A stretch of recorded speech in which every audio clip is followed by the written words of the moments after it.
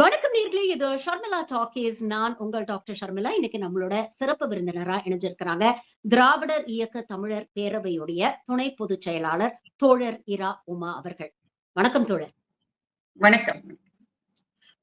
நம்ம ஆட்சியில சட்டம் ஒழுங்குல சமரசமே கிடையாது. மக்களுக்கு ஒண்ணுன்னா விஜய் வந்து நிப்பான், கேள்வி கேட்பான் அப்படின்னு முதலமைச்சர் விஜய் அவர்கள் பேசிய காணொளி இன்னும் கண்ணு முன்னால நிக்குது.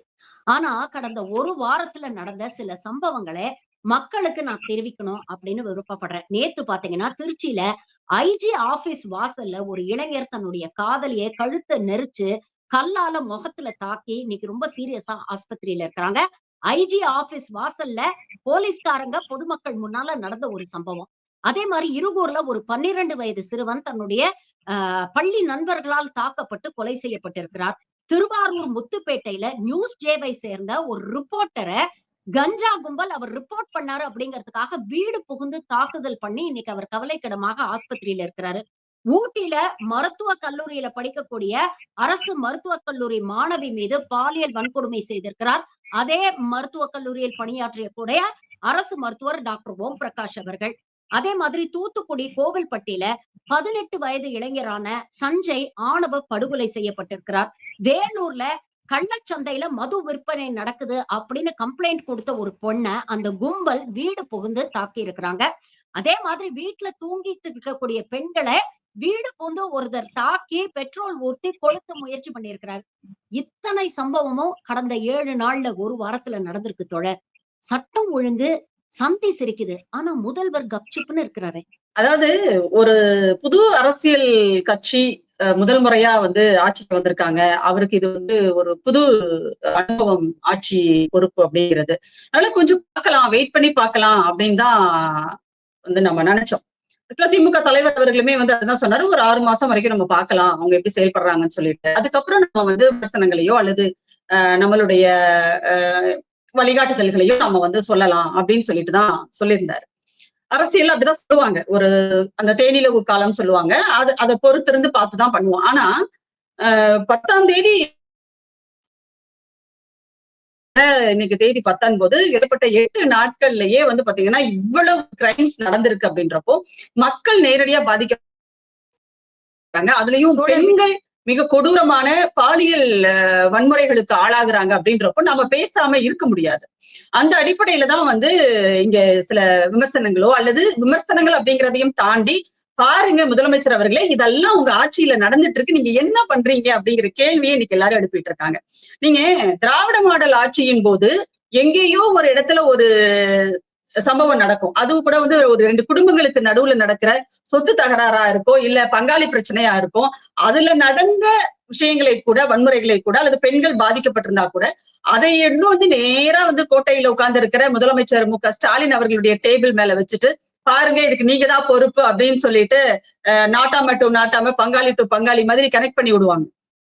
ஆனா இன்னைக்கு இந்த ஆட்சியில இவ்வளவு நடந்திருக்கு, இதை பற்றி ஏதாவது ஒரு மெயின் ஸ்ட்ரீம் மீடியா வாய திறந்திருக்கா? இல்ல. நீங்க சொன்னீங்களே அந்த திருச்சி ரேஸ்கோர்ஸ் ரோட்ல இருக்கிற அந்த பகுதியில் இருக்கிற ஐஜி பங்களாவுக்கு முன்னாடி நடந்திருக்கு, எங்கேயோ கிடையாது, ஐஜி பங்களாவுக்கு முன்னாடி நடந்திருக்கு. அங்க எவ்வளவு காவலர்கள் இருந்திருப்பாங்க, எவ்வளவு பாதுகாப்பான ஏரியாவா அது இருந்திருக்கும்.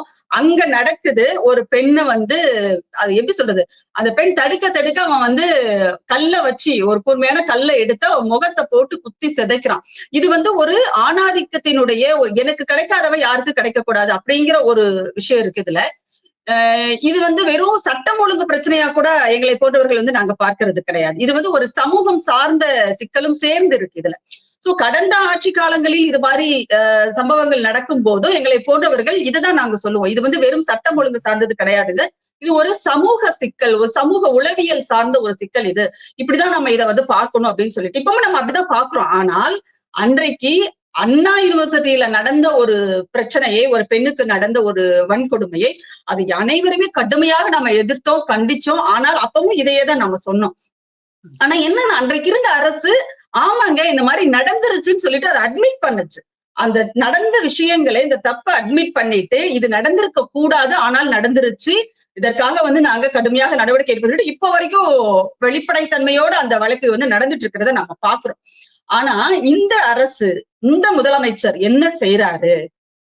ஐஜி ஆபீஸ் முன்னாடி நடந்திருக்கு, அந்த பங்களா முன்னாடி நடந்திருக்கு. இதுவரைக்கும் ஒரு அறிக்கை, ஒரு செய்தி முதலமைச்சர் கிட்ட இருந்து வரவே இல்லை. ஆனா அவர் தான் சொன்னாரு, நான் ஆட்சிக்கு வரும்போது பாருங்க, பெண்களுக்கு எதிரான ஒரு குற்றம் நடந்ததுன்னா அப்ப என்ன நடக்குதுன்னு பாருங்கன்னாரு. இப்ப ஒண்ணுமே நடக்கலையே சிஎம் சார்.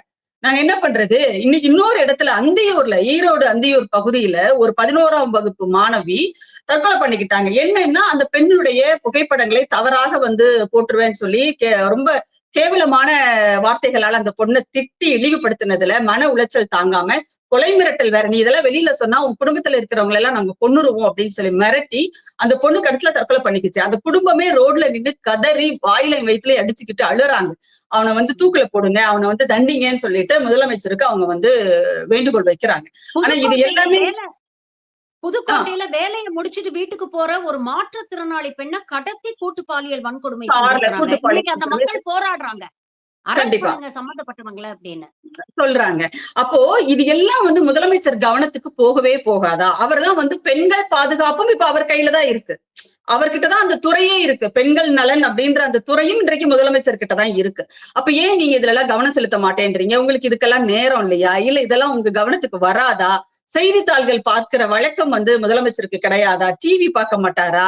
இது இத்தனை கேள்விகள் நமக்கு வருது. நீங்க வந்து என்னுடைய சகோதரிகள், எங்க அக்கா தங்கச்சி அப்படின்னு ரொம்ப உறவு முறையோடு கூட நீங்க வந்து பேசுனீங்க. நண்பா நண்பீஸ் சொன்னீங்க. இன்னைக்கு அந்த உங்களுடைய கட்சியில் இருக்கிற நண்பாகளாலேயே வந்து உங்க நண்பீஸ் எல்லாம் பாதிக்கப்படுறாங்களே, அப்ப நீங்க வந்து என்ன நடவடிக்கை எடுக்கணும்? ஏதாவது பேசணும்ல வாயை திறந்து. இப்ப வரைக்கும் முதலமைச்சர் கிட்ட இருந்து ஒரு சின்ன ஒரு அறிக்கையோ இல்ல இது தொடர்பான ஒரு நடவடிக்கை எடுக்கப்படும் அப்படிங்கிறதோ வரவே இல்லை. நீங்க சொன்னீங்க காட்பாடியில வந்து, வேலூர்ல வந்து காட்பாடியில ஒரு கள்ளச்சந்தையில வந்து சட்டவிரோத மது விற்பனை நடக்குன்னு சொல்லிட்டு ஒரு லேடி வந்து காவல் அந்த சம்பந்தப்பட்ட துறைக்கு வந்து புகார் கொடுக்கறாங்க. ஆனா என்ன நடந்திருக்கு அப்படின்னா, அந்த புகார் மேல நடவடிக்கை வரவே இல்லை. ஆனா யார் மேல அந்த பெண் வந்து புகார் கொடுத்தாங்களோ, சட்டவிரோத மது விற்கிறாங்கன்னு சொல்லிட்டு அவங்களே வர்றாங்க அந்த பெண்ணை தேடி. வந்து உதைக்கிறாங்க, அடிக்கிறாங்க. நீ எப்படி வந்து இது பண்ணலாம்னு சொல்லிட்டு அவ்வளவு கேவலமான வார்த்தைகள்ல பேசுறாங்க. நமக்கு என்ன கேள்வினா, அந்த பெண் மீது நிகழ்த்தப்பட்ட வன்முறை ஒரு பக்கம், இன்னொரு பக்கம் அந்த பெண் புகார் கொடுத்தது யார்கிட்ட கொடுத்தாங்க? அரசாங்கத்தினுடைய அந்த துறை சார்ந்த அதிகாரிகள் கிட்ட, அந்த துறையிட்ட வந்து கொடுத்திருப்பாங்க. ஆனா அது எப்படி வந்து அந்த குற்றவாளிக்கு போய் சேருது? அந்த குற்றவாளி எப்படி வந்து இது தெரிஞ்சுக்கிட்டு வந்து சரியா அந்த பெண்ணை வந்து தாக்குதல் நடத்துறாரு? அப்போ இங்க என்ன நடக்குது அப்படிங்கிறதே நமக்கு புரிய மாட்டேங்குது. இன்னும் சொல்ல போனா முதல்ல ஆட்சிக்கு எப்படி வந்தாங்கன்றதே இப்ப வரைக்கும் புரியல. ஒவ்வொருத்தரும் ஒவ்வொரு விதமான ஆய்வுகளை வந்து ஒரு பக்கம் செஞ்சுட்டு இருக்காங்க. இது வந்து ஒரு பெரிய PhD பண்ணக்கூடிய அளவுக்கான ஒரு தீசிஸ்ல போகும் போல இருக்குது. இந்த ஆட்சிக்கு இவங்க வந்த முறை, அந்த அந்த அந்த என்ன வழியில வந்தாங்க அப்படிங்கிறத வந்து ஒரு பெரிய ஆய்வே நடந்துட்டு இருக்கு. அப்போ இந்த ஆட்சியில உண்மையிலேயே என்ன நடக்குது அப்படிங்கிறது இப்ப வரைக்கும் மக்களுக்கு புரியல.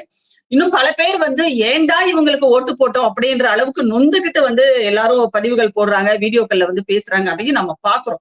எனக்கு நல்லா ஞாபகம் இருக்கு தோழர், மேடையில பேசும்பொழுது இந்நாள் முதலமைச்சர் வந்து முன்னாள் முதலமைச்சரை பார்த்து ஒரு கேள்வி கேட்டாரு. அதாவது தமிழ்நாட்டுல வந்து பெண்களுக்கு பாதுகாப்பு இருக்குன்னு சொல்றீங்க, ஆல் விமென்ஸ் போலீஸ் ஸ்டேஷன் இருக்கு, பெண் பாதுகாப்பு படைகள் வந்து ரோந்து போறாங்க, இது இவ்வளவும் இருக்கு. ஆனா வந்து இன்னமும் வந்து சட்டம் ஒழுங்கு சரியில்லை, இவ்வளவு விஷயங்கள் வந்து அதையும் மீறி நடக்குதே. அப்ப இதுக்கெல்லாம் யாரு பொறுப்பேத்துக்கணும்? நீங்க பொறுப்பேத்துக்க வேண்டாமா? சாரி சொன்னா போதுமா சிஎம் சார் அப்படின்னு ஒரு பஞ்ச் டயலாக் பேசினாரு. இன்னைக்கு அந்த சாரி கூட இவர்கிட்ட இருந்து வரலையே. வரல. ஒரு சாரி கூட கேட்கல அவருன்றது. இன்னொரு பக்கம் வந்து கடந்த ஆட்சியில வந்து இந்த எலெக்ஷனை ஒட்டி நிறைய வீடியோஸ்ல பெண்கள் எல்லாம் வந்து வீடியோ போட்டாங்க. பிரச்சாரத்துல வந்து விஜய் அடிக்கடி வந்து என்ன பண்ணாருன்னா, இந்த சட்டம் ஒழுங்கு பிரச்சனை தான் வந்து கையில எடுத்தாங்க. சட்டம் ஒழுங்கு சரியில்லை, பெண்களுக்கு பாதுகாப்பு இல்ல. இந்த 2 நரேட்டிவும் வந்து ரொம்ப அழகா வந்து அவங்க வந்து செட் பண்ணி எடுத்துட்டு போயிட்டே இருந்தாங்க. அதேதான் வந்து திரு எடப்பாடி பழனிசாமி அவர்களும் அதையேதான் வந்து சொல்லிட்டு இருந்தாரு. எல்லாருமே அந்த 2 விஷயங்களை பேசிட்டே இருந்தாங்க. அப்போ சில பெண்கள் எல்லாம் வீடியோ போட்டாங்க. நாங்க வந்து வெளி மாநிலத்துல இருந்து இங்க வந்து வேலை செஞ்சுட்டு இருக்கோம். எங்களுக்கு அந்த மாநிலங்களை விட தமிழ்நாட்டுல நாங்க ரொம்ப ரொம்ப பாதுகாப்பா இருக்கிறதா நாங்க உணர்றோம்னு சொல்லிட்டு. அதுல இன்னொரு பொண்ணு போட்டு இருந்துச்சு. இப்ப பாருங்க, என் பின்னாடி பாருங்க, யாருமே இல்ல, இந்த ரோடே வெறிச்சோடி கிடக்குது. இப்ப நேரம் வந்து நைட்டு 12 மணி. நான் வேலையை விட்டு நான் வீட்டுக்கு போயிட்டு இருக்கேன். இங்க இருந்து அங்க அவ்வளவு தூரத்துல எங்க வீட்டுக்கு முனையில வந்து ஒரு போலீஸ் ரோந்து வாகனம் வந்து நின்றுட்டு இருக்கு. நான் போகும்போது என்னை கூப்பிட்டு விசாரிப்பாங்க. என்னமா இந்நேரம் போறீங்களே என்ன ஏன்னு விசாரிப்பாங்க. நான் சொல்லுவேன், பத்திரமா கொண்டு வந்து என்னை வீட்டுல கொண்டு வந்து அவங்க விட்டுட்டு போவாங்க. அப்ப இவ்வளவு பாதுகாப்பான ஒரு மாநிலமாக தமிழ்நாடு இருக்கு அப்படின்னு சொல்லிட்டு. இன்னும் சொல்ல போனா ஒன்றிய அரசினுடைய ஆவணங்களின்படியே அவங்களுடைய புள்ளி விவரங்களின்படியே பாதுகாப்பான மாநிலம் அப்படின்னு சொல்லிட்டு தமிழ்நாடு தான் சொல்லப்பட்டது. அப்படி இருக்கிற ஒரு சூழல்ல அன்றைக்கு ஒரு பொய்யான நெரேட்டிவ பெண்களுக்கு பாதுகாப்பு இல்ல, இங்க வந்து சட்டம் ஒழுங்கு சரியில்லை அப்படின்னு எல்லாம் வந்து செட் பண்ணி அதை ஒரு பெரிய பிரச்சாரமாக்கி அவங்க நினைச்சதை சாதிச்சுட்டாங்கன்னு வச்சுக்கோங்களேன். ஆனா இன்னைக்கு சரி நீங்க வந்தீங்க, நினைச்சது ஏதோ ஒரு வழியில நீங்க வந்துட்டீங்க. ஆனா அந்த சீட்ல உட்கார்ந்ததுக்கு அப்புறம் உங்களுக்குன்னு ஒரு பொறுப்பு இருக்குல்ல. உங்களை நம்பி ஓட்டு போட்ட பெண்கள் பெண்கள் அதாவது உங்களுடைய அக்கா தங்கச்சின்னு சொல்லிட்டு நீங்க அவ்வளவு உரிமையோடு கூட நீங்க கூப்பிட்டீங்க. நண்பீஸ் அப்படின்னு சொன்னீங்க. அப்ப அந்த நண்பீஸுக்கு வந்து இவ்வளவு பிரச்சனைகள் இருக்குது. அதையெல்லாம் நீங்க கேட்க வேண்டாமா சிஎம் சார் அப்படின்னு ஒரு கேள்வியை ஒரு டவுட் தோழர். இப்ப வந்த ஆட்சியில உட்கார்ந்தன்னா முதல்ல இந்த சிங்கப்பெண் அதிரடி படைக்கு தானே அவர் கையெழுத்து போட்டாரு. பொது இடங்கள்ல, பஸ் ஸ்டாப்ல, ரயில்வே ஸ்டேஷன்ல, பொது இடங்கள்ல எந்நேரமும் வந்து அவங்க வந்து ரோந்து பணியில இருப்பாங்க. பெண்களுடைய பாதுகாப்பை என்ஷூர் பண்ணுவாங்க அப்படின்னு தானே அந்த படை அமைக்கப்பட்டது இல்ல தோழர். இப்ப அவங்க எல்லாம் என்ன பண்றாங்க? இல்ல அது ஒண்ணும் புதுசா அமைக்கப்பட்ட படையெல்லாம் கிடையாது. ஏற்கனவே இருந்த படை மேல இவங்க ஸ்டிக்கர் ஒட்டி இருக்காங்க. அவ்வளவுதான். இது வந்து பிங்க் பேட்ரோல் அப்படின்றது அம்மையார் ஜெயலலிதா வந்து அவங்க ஆட்சி காலத்திலேயே அதெல்லாம் வந்து அவங்க தொடங்குனாங்க. அதை வந்து திராவிட மாடல் ஆட்சியில் வந்து திரு மு க ஸ்டாலின் அவர்கள் அதை விரிவுபடுத்தினார். இன்னும் கொஞ்சம் நவீனப்படுத்தினார். நிறைய ரோந்து வாகனங்களை வாங்கி அது வந்து பிங்க் பேட்ரோலை வந்து விரிவுபடுத்தி அது வந்து அப்படியே ரோந்துல இருந்துகிட்டே இருக்கும். அவ்வளவு வாகனங்கள் அவ்வளவு நவீனமயப்படுத்தினார் பெண்கள் பாதுகாப்பு குறித்து. நீங்க பேருந்துகள்ல எல்லாமே வந்து சிசிடிவி கேமராக்கள் பொருத்தப்பட்டது. இவ்வளவு பாதுகாப்பு ஏற்பாடுகளையும் வந்து அன்றைய ஆட்சியில வந்து செஞ்சாங்க. இவங்க ஏதோ வந்து சிங்கப்பெண் அதிரடி படை அப்படின்னு சொல்லிட்டு என்ன சொல்றது, அதாவது இந்த பேர் வச்சியே சோறு வச்சியா அப்படின்ற மாதிரி இவர் பேர் மட்டும் நல்லா தான் வைக்கிறாருங்க. ஆனா அதுல என்ன நடக்குது, ரிசல்ட் என்ன அப்படிங்கறதா விஷயமே. இன்னொன்னு அவங்களுடைய மொழியே வந்து வேற மாதிரியா இருக்கு. நீங்க தேர்தலுக்கு முன்பாக ஒரு வீடியோ வந்து நான் பார்த்தேன். இவர் நம்ம சின்னத்திரை நடிகர் திரு விஸ்வா அவர்கள் வந்து ஒரு வீடியோ போட்டிருந்தாரு. யார் யாரெல்லாம் வந்து வேட்பாளர்களாக திரு விஜய் அறிவிக்கிறாரு அப்படின்னு சொல்லிட்டு. அதுல அவங்க வந்து ஒரு வேட்பாளர் வந்து என்னன்னா ஒரு பெண்ணை ரொம்ப கொச்சையா பேசுறாரு. அவரு வெளிப்படையாவே வந்து நான் இந்த கட்சிக்காரன் தான், தாவேக்காரன் தான் சொல்லிக்கிறாரு. அவர் தான் வேட்பாளர். அவர்தான் ஒரு தொகுதியில எந்த தொகுதியும் தலை வேட்பாளரா. இன்னொருத்தர் வந்து ஜாதி தான், நான் வந்து ஜாதி வெறியன் தான் சொல்லிட்டு ஒருத்தர் சொல்றாரு. இன்னொரு வேட்பாளர் என்ன பண்றாரு, ஏதோ சம்திங் முருகன் ஏதோ பேருன்னு நினைக்கிறேன் அவர் கூட டாக்டர்னு அவர் கூட சொல்றாங்க. சாரி அப்படி சொல்றதுக்கே எனக்கு ஒரு மரியாதை இருக்குது. ஏன்னா நாம எழிலன் மாதிரியான டாக்டர்கள் எல்லாம் பார்த்துட்டு இவங்க எல்லாம் சொல்றதுக்கு உண்மையிலே ரொம்ப அசிங்கமா இருக்கு. சோ அவர் என்ன பண்றாருன்னா ஒரு வீட்டுல போயிட்டு ஒரு பெண்ணை வந்து தாக்குறாரு, சண்டை போடுறாரு, கையில கிடைச்சதெல்லாம் எடுத்து வீசுறாரு, கேவலமா திட்டுறாரு. இவங்கதான் இவர் நிறுத்திய வேட்பாளர்கள். அதுவும் என்ன சொல்றாருன்னா நான் தேடி தேடி நானே நேரடியாக ஆய்வு செய்து அவர்களை நேர்காணல் செய்து நான் தேர்ந்தெடுத்து அறிவிக்கிற வேட்பாளர்கள் அறிவிச்சாருங்க. அவங்களுடைய லட்சணம் எல்லாம் நம்ம பார்த்தோம். அப்படிப்பட்ட ஒரு பேர் மேல சீரியஸ் கிரைம்ஸ் இருக்கு தோழர். இருக்கு. இன்னைக்கு 9 எம்எல்ஏக்கள் வந்து அவங்களுடைய கல்வி தகுதியே ஃபேக்ட்னு சொல்லிட்டு சமூக வலைதளங்கள்லயும் சரி அந்த இதுல கம்ப்ளைண்ட்ஸ் எல்லாம் வந்துட்டு இருக்கு. அப்போ இவ்வளவு குளறுபடிகள் ஒரு மாதிரி சந்தக்கடை மாதிரி இருக்கு தாவேக்காவோட ஆட்சியை பாத்தீங்க அப்படின்னு சொன்னா. சந்தையில கூட இப்ப எல்லாம் நிறைய ஒழுங்குமுறைகள் வந்துருச்சு. ஏன்னா நீங்க உழவர் சந்தைகள் எல்லாம் போனீங்கன்னா அப்படியே அவ்வளவு வந்து ஒரு நேர்த்தியா அந்த கடைகள் இருக்கும். அதெல்லாம் நம்ம வந்து சந்தை கடைகள்லாம் இப்ப சொல்லவே முடியாது. சந்தை கடையெல்லாம் வேற லெவல்ல போயிடுச்சு. இவங்களோடது வந்து என்னன்னா ஒரு மாதிரி அதை எப்படி சொல்றதுன்னே எனக்கு தெரியலைங்க. அந்த அளவுக்கு வந்து கச்சடா பச்சடா இருக்குதுன்னு வச்சுக்கோங்களேன். அப்போ எந்த ஒரு தெளிவும் இல்லாமல் ஒரு நிர்வாகத்தை எப்படி நடத்தணும்ன்ற ஒரு சிந்தனை ஒரு அறிவுபூர்வமான விஷயங்கள் எதுவுமே இல்லாம ஒருத்தர் வந்து ஆட்சியில உட்கார்ந்தால் என்ன நடக்கும் அப்படிங்கறதுதான். ஒரு 12 வயது இருக்க ஒரு சிறுமி அவங்க வந்து ஒரு வீடியோ போட்டிருந்தாங்க. அந்த பெண் வந்து அப்ப கேட்டாங்க, என் பேத்தி கேட்டா, என் பேரன் கேட்டான்னு சொல்லிட்டு ஓட்டு போட்டேன்னு சொல்றீங்களே, உங்களை வந்து நான் ஒண்ணு கேட்கட்டுமா அப்படின்னு கேட்டுட்டு, நீங்க செஞ்சது வந்து சட்டவிரோதமான ஒரு செயல். ஏன்னா 18 வயசு ஆகும்போதுதான் ஒருத்தருக்கு யாருக்கு வாக்களிக்கணும் அப்படின்ற உரிமையே கிடைக்குது. அப்போ ஒரு சின்ன குழந்தை சொன்னதா சொல்லி நீங்க ஓட்டு போட்டு விஜய்க்கு ஓட்டு போட போறேன், நான் விஷயலுக்கு ஓட்டு போடுறேன்னு சொல்றீங்களே, நீங்க வந்து ஆன்டி கான்ஸ்டிடியூஷனல்ல வந்து நீங்க போறீங்க அப்படின்னு சொல்லிட்டு நீங்க போடுற ஓட்டுன்றது உங்களுடைய பிள்ளைகளுக்கு நீங்க வைக்கிற வேட்டு அப்படின்னு அந்த ஒரு 12 வயசு சிறுமி பேசுச்சு. அப்போ உண்மையிலேயே சொன்னா இன்றைக்கு வாக்களித்த பெண்கள் அனைவருமே வருத்தப்பட்டு கொண்டிருக்கிற, இன்னும் வேதனைப்பட்டு இருக்கிற, ஐயோ செஞ்சுட்டோம், இன்னும் 5 வருஷம் இருக்குடா, 5 நாள் தள்ளுறதுக்குள்ளேயே வந்து நமக்கு நாக்கு தள்ளுதே, இன்னும் 5 வருஷத்துல இவங்க கிட்ட நம்ம என்னெல்லாம் அனுபவிக்க போறோமோ அப்படிங்கிற ஒரு பயத்துலதான் இன்னைக்கு வந்து மக்கள் இருக்காங்க. இதுல ஒரு விஷயம், விஜயோடைய நண்பா நண்பீஸோட ரியாக்ஷனையும் நம்ம கவனிக்கணும். கடந்த ஆட்சியில பாத்தீங்கன்னா சகட்டு மேனிக்கு ரீல்ஸ் போட்டுட்டு இருந்தாங்க. எல்லாமே காமனா ஒரு தீம் தான். சட்டம் ஒழுங்கு சரியில்ல, பெண்களுக்கு பாதுகாப்பு இல்ல. எங்க அண்ணன் மட்டும் முதலமைச்சர் ஆயிட்டாருன்னா, நீங்க பாருங்க தமிழ்நாட்டுல பாலாறும், தேனாரும் பொங்கி ஓடும் அப்படிங்கிற அளவுக்கு ரீல்ஸ் போட்டுட்டு இருந்தாங்க. இப்ப பாத்தீங்கன்னா 2 விதமான ரியாக்ஷன். ஒண்ணு வந்து இது போன்ற விஷயங்கள வந்து யாராவது ஃபிளாக் பண்ணாங்கன்னா சோசியல் மீடியால அமைதியா கடந்து போயிடுறாங்க. அத பத்தி எதுவுமே பேச மாட்டேங்கிறாங்க. ஏதோ தமிழ்நாட்டுல நடக்கிற விஷயங்களுக்கும், அவங்களுக்கும் சம்மந்தம் இல்ல அப்படிங்கிற மாரி கடந்து போயிடுறாங்க. இன்னும் சில பேரு எ நமக்கு லெக்சர் எடுக்குறாங்க. அதாவது எல்லாத்துக்கும் அரச தான் கேள்வி கேட்பீங்களா? எல்லாத்துக்கும் முதலமைச்சர் விஜய் தான் பொறுப்பா?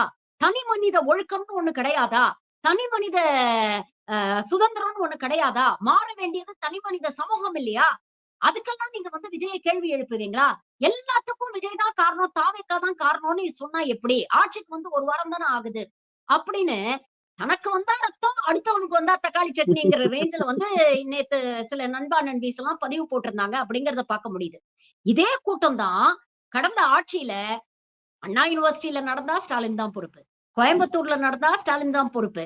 இன்ஃபாக்ட் கரூர்ல 41 பேர் செத்து போனா அதுக்கும் ஸ்டாலின் அதுக்கும் தான் பொறுப்பு. அப்படின்னு எல்லாத்துக்கும் தீய சக்தி திமுக தான் பொறுப்பு அப்படிங்கிற ஒரு நரேட்டிவ செட் பண்ணாங்க. இன்னைக்கு அதே கேள்விய இவங்கள நோக்கி கேட்கும்போது, இந்த டபுள் ஸ்டாண்டர்ட்ஸ எப்படி அவங்க எதிர்பார்க்கல. இன்னொன்னு சொல்லட்டுமா? ஆக்சுவலா ஆட்சிக்கு வருவோன்றதே அவங்களுக்கு வந்து எதிர்பார்க்காத ஒரு விஷயம் தான். இது வந்து இவங்களுக்கான ஒரு என்ன சொல்றது? ஒரு ப்ராஜெக்ட் போட்டு குடுத்த அமித்ஷாவே எதிர்பார்க்காத ஒரு ரிசல்ட் தமிழ்நாட்டு அரசியலுடைய தேர்தல் ரிசல்ட் அப்படின்றது. ஏன்னா ஒரு தாவிகாவை சேர்ந்த ஒரு தம்பி வந்து ஒரு பதிவு போட்டிருக்கிறாப்ல. என் பொண்ணுதான் அதை காட்டினாங்க. அதுல என்னன்னா, நான் வந்து தீவிரமான விஜய் ரசிகன். நான் வந்து எங்க வீட்டுல இருக்கிறவங்கள, என்னுடைய ரிலேஷன்ஸ, ஃப்ரெண்ட்ஸ் எல்லாரையும் கன்வின்ஸ் பண்ணி நான் வந்து விசிலுக்கு ஓட்டு போட வச்சேன். நான் என்ன நினைச்சேன்னா, ஒரு 10 சீட் வரைக்கும் வருவாங்க. விஜய் அண்ணா வந்து எதிர்க்கட்சி வரிசையில போய் உட்காருவாரு. அவர் வந்து அதுல நிறைய பாடம் படிச்சுக்குவாரு. நிறைய அவருக்கு வந்து தெரியாத விஷயங்கள் எல்லாம் அரசியல் சார்ந்து ஒரு சட்டமன்றம்னா எப்படி இருக்கும், நிர்வாகம் எப்படி இருக்கும் அப்படிங்கறதெல்லாம் அவர் வந்து கத்துக்குவாரு. தன்னுடைய தவறுகளை எல்லாம் அவர் வந்து திருத்திக்குவாரு. திருத்திக்கிட்டு ஒரு நல்ல ஒரு மக்கள் பிரதிநிதியா வந்து அவர் எமர்ஜ் ஆவாரு. அதுக்கப்புறமா அவர் ஆட்சிக்கு வரும்போது நல்லா இருக்கும் அப்படின்னு நாங்க நினைச்சோம்.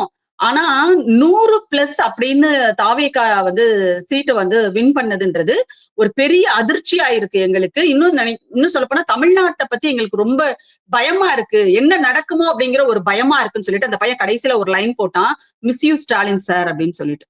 உண்மையிலேயே வந்து இன்றைக்கு நீங்க சொன்னீங்க இல்லையா, அந்த நண்பா நண்பீஸ் அவங்க எல்லாம் மனசுக்குள்ள உண்மையிலேயே வந்து மிஸ் யூ ஸ்டாலின் சார் தான் சொல்லிட்டு இருப்பாங்க. ஏன்னா அவருடைய ஆட்சியில எவ்வளவு பொறுப்புணர்வோடு, அதாவது ஒரு மாநிலத்துல 100% குற்றங்களே நடக்காம இருக்கும் அப்படின்லாம் சொல்ல முடியாதுங்க.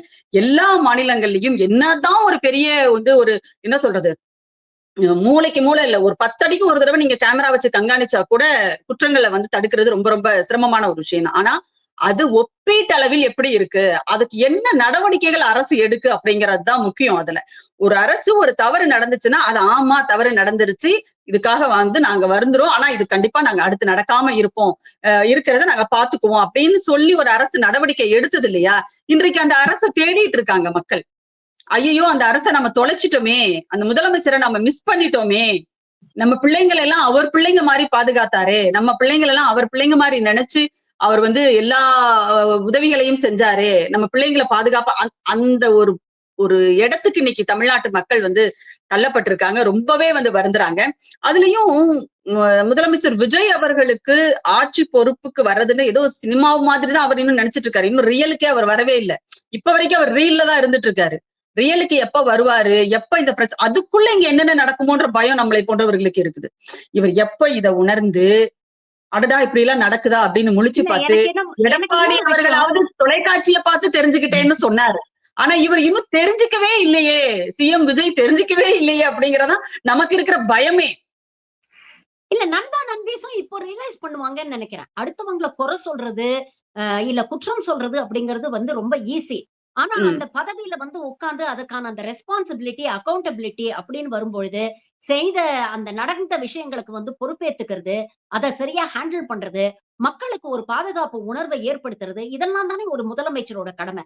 அதெல்லாம் வந்து ஸ்டாலின் ஐயா அவர்கள் ரொம்ப அழகா செஞ்சார். ஒரு குற்றம் நடந்ததுன்னா, உடனே அதை அட்ரஸ் பண்றது, அது சம்பந்தமான ஒரு அதுதான் அறிக்கை கொடுக்கறது, உண்மைங்க. இப்போ காவல்துறை வீட்லயே வந்து வீட்லயே குழந்தைங்க வந்து ஏதாவது தப்பு பண்ணாங்கன்னா நம்ம என்ன சொல்லுவோம்னா, முதல்ல நீ பண்ணத தப்புன்னு நீ வந்து உணரு.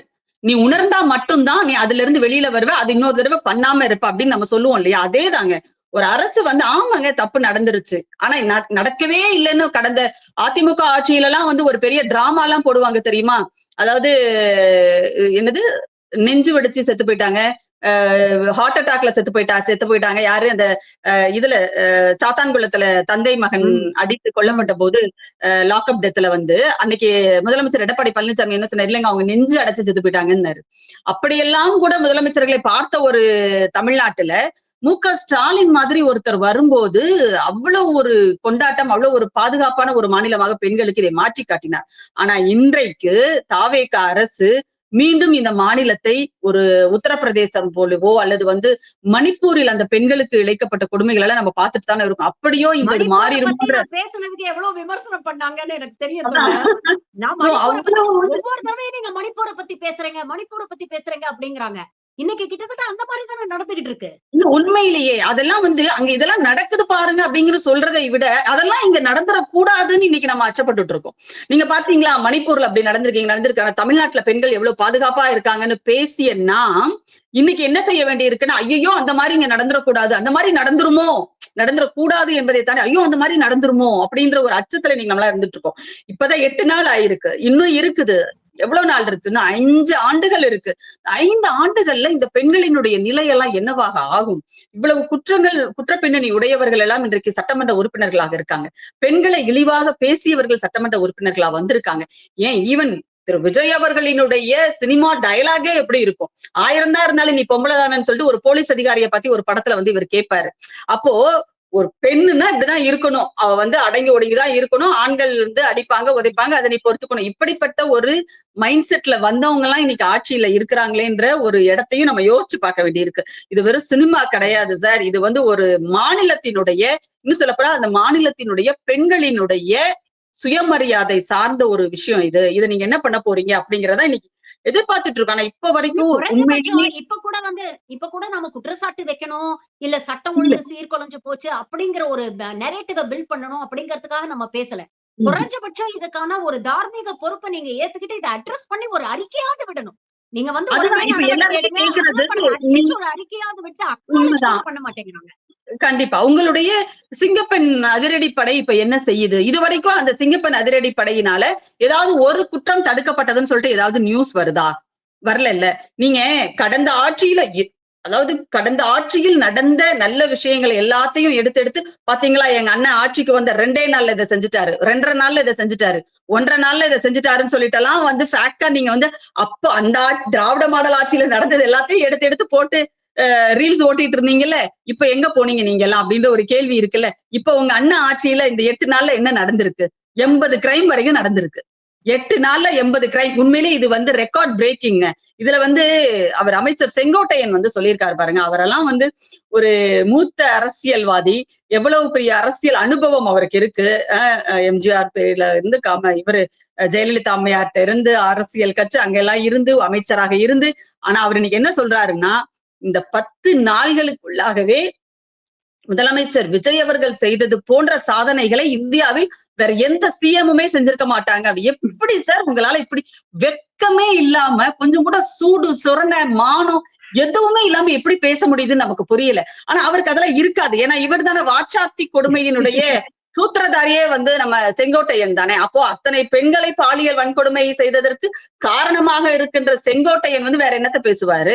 இப்ப வரைக்குமே வந்து அந்த அவருக்காக ஓட்டு கேட்டவங்களா இருந்தாலும் சரி, அவருக்காக வரிஞ்சு கட்டிக்கிட்டு சோசியல் மீடியாவில வந்து பக்கம் பக்கமா கட்டுரைகள் எழுதினவங்களா இருந்தாலும் சரி, அல்லது அது வரைக்குமே வந்து தூங்கிட்டே இருந்துட்டு திடீர்னு தேர்தல் வரும்போது அப்படியே திமுகவுக்கு எதிராக பொங்கி எழுவாங்க தெரியுமா சில மூத்த பத்திரிகையாளர்கள் எல்லாம். அவங்க எல்லாம் எழுதினவங்க இப்ப எல்லாம் எங்க போனாங்க? அவங்க இதை பத்தி எங்கேயாவது பேசியிருக்காங்களா?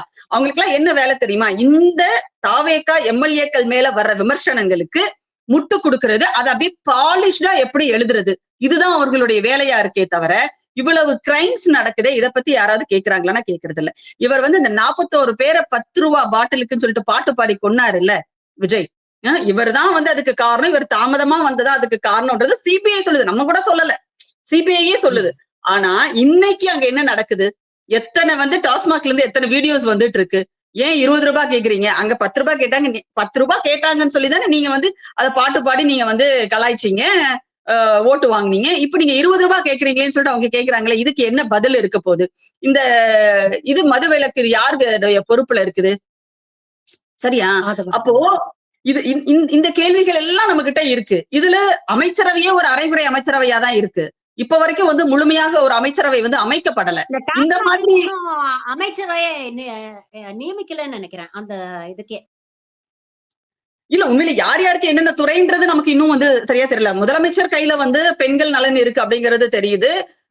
பொதுப்பணித்துறை வந்து யாருக்கிட்ட இருக்குது, திரு ஆதவ் கிட்ட இருக்குது. இதெல்லாம் நமக்கு வந்து மேலோட்டமா சில விஷயங்கள் நமக்கு தெரியுது. ஆனா ஒரு முழுமையான அமைச்சரவை இப்ப வரைக்கும் அமைக்கல. பொதுவா ஆட்சி பொறுப்பேற்கும் போதே அமைச்சரவை பட்டியலோட தான் வந்து எல்லா கட்சிகளுமே வந்து வருவாங்க ஆளுநர் மாளிகைக்கு. ஆனா இவர் வந்து கொஞ்சம் டிஃபரெண்டா 9 பேர் வெறுமனே அமைச்சர்களாக மட்டுமே, எந்த பொறுப்பும் இல்லாத, துறையும் ஒதுக்கீடு செய்யப்படாத அமைச்சர்களாகவே வந்து உலா வந்தாங்க. அவர்களுக்கு அமைச்சர்கள் கொடுத்திருக்காங்க. இப்போ இது மக்களுக்கு வந்து ஒரு நிறைய கேள்விகளை இன்னைக்கு எழுப்புதுங்க. நீங்க அவ்வளவு குறைகள் சொன்னீங்கல்ல அந்த ஆட்சியில. 5 வருஷத்துக்கு அப்புறம் உங்களுக்கு வந்து சொல்றதுக்கான குறைகளை நீங்க கண்டுபிடிச்சு சொன்னீங்க. ஆனா இப்ப 10 நாளைக்குள்ளேயே எங்க கண்ணு முன்னாடியே நாங்க பாக்குறோம். இதை யாரும் எடுத்து சொல்ல வேண்டியதில்ல. இன்னைக்கு டாக்டர் ஷர்மிளா சொல்ல வேண்டியதில்ல, உமா சொல்ல வேண்டியதில்ல, ஏன் எதிர்க்கட்சி தலைவர் பேச வேண்டியதில்ல. ஆனா இன்னைக்கு மக்கள் கண்ணு முன்னாடி பாக்குறாங்க. அந்த நீங்க சொன்ன இருகூர்ல அந்த பையன் 12 வயசு மது பாட்டிலால வந்து அடிச்சு கொன்னுட்டாங்க அப்படின்னு சொல்லிட்டு. அப்போ இதெல்லாம் எப்படி நடக்குது? இருக்கட்டுங்க. இது எல்லாமே வந்து ஒரே நாள்ல தீர்வு காணக்கூடிய விஷயமும் கிடையாது. இது எல்லாமே வந்து ஒருத்தரே வந்து இதுக்கு வந்து நான் வந்து சினிமாவுல மாதிரி சொல்யூஷன் கொடுத்துருவேன் அப்படின்லாம் வந்து இதை சொல்லவும் முடியாதுதான். ஆனால் இதற்கெல்லாம் பொறுப்பு யார் அப்படின்னு ஒரு கேள்வி இருக்கு இல்லையா? அதுக்கு பொறுப்பான பதிலாவது வரணும்ல. இன்றைக்கு அந்த குழந்தைய இருகூர்ல அந்த சிறுவன் வந்து கொலை செய்யப்பட்டதுக்கு பிறகு தமிழ்நாட்டினுடைய திமுகவினுடைய தலைவர் வந்து அறிக்கை விடுறாரு. பிள்ளைகளை வந்து நீங்க கண்காணிச்சு வளர்க்கணும். பிள்ளைங்க என்ன செய்யறாங்க, ஏது செய்யறாங்க, சோசியல் மீடியாவில எப்படி செயல்படுறாங்க, அவங்க எதை பாக்குறாங்க அப்படிங்கறத நீங்க கொஞ்சம் கண்காணிங்கன்னு சொல்லிட்டு அவ்வளவு பொறுப்போடு கூட அவர் பெருசா ஆட்சியை கூட அவர் வந்து குற்றம் சொல்லவே இல்லைங்க. நீங்க வந்து நடவடிக்கை எடுங்க, இதெல்லாம் கண்காணிங்க, இதெல்லாம் நடக்கக்கூடாது, பெற்றோர்களினுடைய பங்கு இதுல என்ன இருக்கு அப்படிங்கிறதையும் சேர்த்து அவர் வந்து ஒரு அறிக்கை கொடுத்திருக்கிறாரு. ஆனா இன்றைக்கு வரைக்கும் தமிழ்நாடு முதலமைச்சர் சிஎம் சார் நீங்க என்ன பண்ணிருக்கீங்க? எந்த கிரைம் பத்தியாவது வாயை திறந்திருக்கீங்களா? ஒரு அறிக்கையாவது கொடுத்திருக்கீங்களா? இல்ல ஒரு ஆறுதலாவது சொல்லியிருக்கீங்களா? இன்னைக்கு அந்த பெண் வந்து ரொம்ப கிரிட்டிக்கலா இருக்காங்க. திருச்சியில தாக்கப்பட்ட அந்த பெண் வந்து. அப்போ இது வந்து நீங்க என்ன சொல்ல போறீங்க? அந்த பெண்ணுக்கான சிகிச்சைக்கு ஏதாவது ஏற்பாடு பண்ணிருக்கீங்களா? அட்லீஸ்ட் குறைந்தபட்சம் அந்த பகுதியில இருக்கிற திருச்சியை சேர்ந்த உங்களுடைய சட்டமன்ற உறுப்பினர்கள் யாராவது போய் வந்து அவங்கள பார்த்திருக்காங்களா? என்ன நடவடிக்கை? ஒண்ணுமே இல்ல. முதல்ல மெயின் ஸ்ட்ரீம் மீடியால இது வரவே இல்லைங்க. அந்த பெண் யாரு, அவங்க பேர் என்ன, எதுவுமே கிடையாது. இது ஒரு எங்கேயோ ஒரு இடத்துல ஒரு வீடியோ வந்து அது சோசியல் மீடியா மூலமா வந்ததுனால மட்டும்தான் இது நம்ம எல்லாருக்குமே தெரியுது. இல்லைன்னா இது கண்டிப்பா தெரிஞ்சிருக்காது. நீங்க அதாவது திராவிட மாடல் ஆட்சியில எல்லாம் வந்து அப்படியே ஒரு சேனல் வந்து கூவும். என்னது ஒரு தலை காதலா, பெண் வந்து கொடூரமாக குத்தி கொலை அப்படின்னு அந்த கொலையை விட அவர் சொல்ற அந்த டோன் இருக்கு பாத்தீங்களா, அதுதாங்க ரொம்ப ரொம்ப கொடூரமா இருக்கும், ரொம்ப ரொம்ப கேவலமா இருக்கும். அப்படிப்பட்ட மீடியாக்கள் எல்லாம் இன்னைக்கு என்ன பண்றாங்க? ஸ்பெஷல் ஸ்டோரி எல்லாம் போட்டீங்கல்ல, நீங்க என்ன பண்றீங்க? இன்னைக்கு ஒரு செய்தியா கூட நீங்க போட மாட்டேங்கிறீங்களே. பாப்போம் தோழர். ஒரு வாரத்திலேயே இவ்வளவு அவலமான ஒரு நிலைமைனா இன்னும் 5 வருஷத்தை எப்படி கடத்த போறோம்? உண்மையிலேயே ரொம்ப ரொம்ப பயமா இருக்கு.